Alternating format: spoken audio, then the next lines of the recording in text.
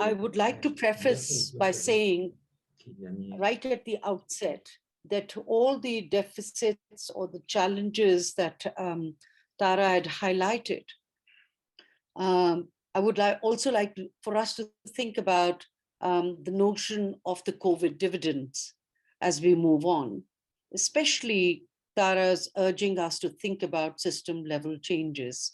Can we go to the next slide, please? And I'll just keep saying next. So I think just to remind ourselves that Pakistan had repeated emergencies really on a spectrum from 2005 to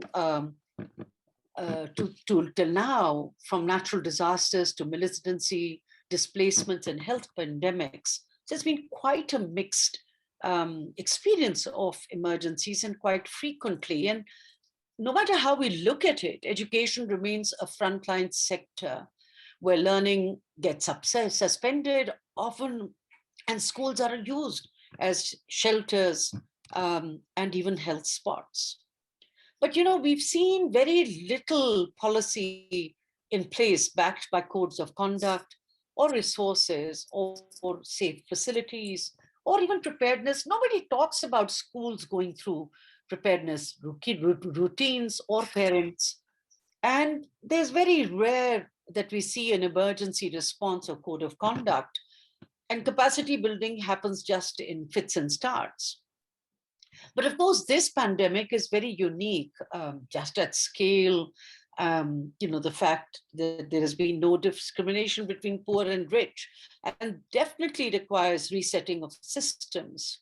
We've seen that in emergency funding, only 3% really goes to education.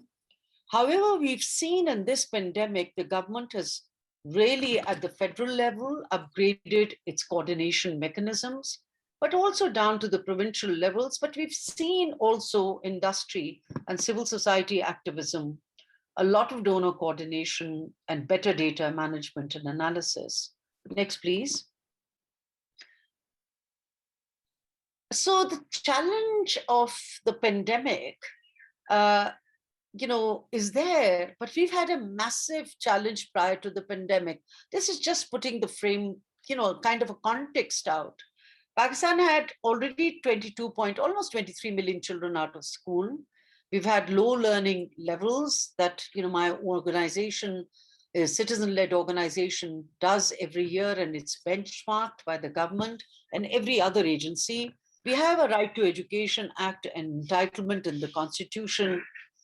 But of course, the COVID led to school closures of more than 40 million school-going learners. And you know, they're bound to be learning and enrollment losses, which they are. And the World Bank had already put our learning poverty level at 75% compared to 58% in the rest of South Asia. So the learning emergency was already there. And the question is, we're not talking just about 1 million kids more added to the 23 million, perhaps much more than that. So the challenges of out-of-school children, quality, lack of uniformity, etc., were there. Next, please. And girls' education, of course, gets most impacted. If we looked at the coordination, and I love really that comment on the unstable policies, I think it's just a fabulous way to put it. We've seen that all along. But we had the National Command and Operations Center, NCOC, established in April 2020. That really was the nerve center to bring every ministry together. I don't think Pakistan has ever had it, with the Prime Minister in charge, as well as all provincial heads and relevant ministries working together. That one window operation has helped Pakistan tremendously. And I wonder if this kind of a deliverology, if I can call it, will persist, because that's needed, because it brought everyone together. And that meant not only policies on education, health, social protection, economy, etc., but there were daily updates that anyone can get to, including access to the vaccine that is out there. And oh my goodness, Azhar, I'm so jealous, you know, of the 70% coverage. We are nowhere near that, but it's happening. And there are many challenges because teachers, students, parents are still concerned, is it safe? So the myths of the vaccine still continue, and that is also not letting people push forward. We also had, together with that, the Interprovincial Education Ministerial Conference. That's a regular quarterly coordinated body, which was upgraded for this facility, which the federal government used with the provincial departments for vigorous responses. And I tell you, throughout this period, what has been school opening and closing? We've had three major school opening and closings, more schools, I mean, more time spent closed than open, but at least it helped for transparent updates on COVID-19 on the ministry's website, with a very vibrant social media in Urdu and English, giving messages all the time. But, unlike, I mean, all of us feel that, but such pressure on assessments, examination, students coming out on strike, not wanting to sit for face-to-face examinations because it's not safe, online, and the government going back and forth on this whole business of assessment, abridged curriculum, again, big problems on that, what is being shortened for accelerated learning, etc. But at the same time, on a positive note, working on an edtech response for digital learning or distance learning on a spectrum, again, from those who had nothing in terms of technology or just a simple phone, to those who had televisions and computers and laptops and really online stuff. But an interesting also response on inclusive learning for children with disabilities. Meanwhile, national curriculum and education policy initiatives have been ongoing, and a lot of debate on that, but a lot of effort on resource mobilization from development partners for the COVID responses. So that's there, and it's been quite of a buzzing environment on seeing really what will fit well and align with the challenges of the COVID. Next, please. This is just giving you a sense of our net enrollment rates at primary at 66%, middle at 38%, secondary at 27%. So Pakistan has a huge crisis of primary, but more in middle or post-primary, and more effect. The girls remain the most affected over there. Is there a possibility to bridge this gap is another question. Will COVID dividend help us with accelerating this now that we may not need all the brick and mortar solutions? Maybe we can come up with other second chance options for girls and boys both. Next, please. I think I do want to bring in the fact that the social protection program across the country, called ESAS, has come up with a very at scale response. And sometimes we're looking only at the education responses.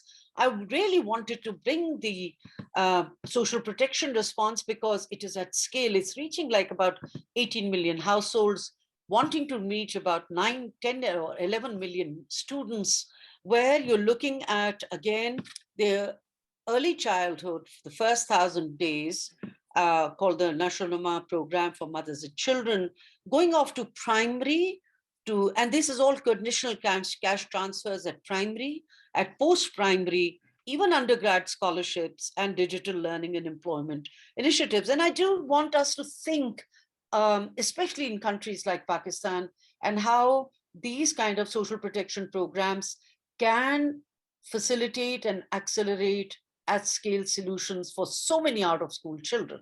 I think just that is so important to think about if you're talking about, again, about 25 million out-of-school children. Next, please.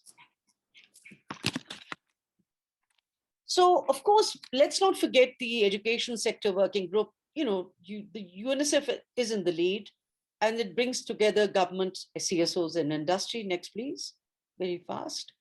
Just to share that, the Education Emergencies group set up, emergency scenarios, whether it is on the humanitarian response plan or also the humanitarian needs overview plan, because we've got the monsoon season setting in as well as the COVID, with their own targets. But the idea is to look at aspects of DRR, disaster response, trainings, capacity building, warehouse storage, those, but the soft areas still remain the same, as I shared before, looking at teleschool, which is TV right round from 8 in the morning till 5 and 6 in the evening. And that will continue, but the non-formal and catch-up programs, digital learning and E9 initiatives, and of course, the mental health and psychosocial support program, which is a big issue. We've seen in adolescents at least 30% being affected by some kind of trauma and mental health issues.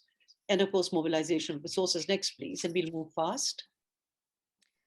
Just next, sorry, next, please. Maybe this was just next, please. Next, please. But of course, civil society, the one before.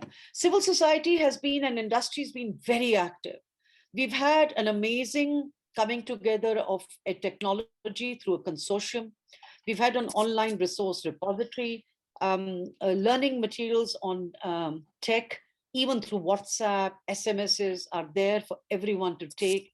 And the governments at provincial level and federal level are doing a lot in collaborations through public-private partnerships with industry on tech.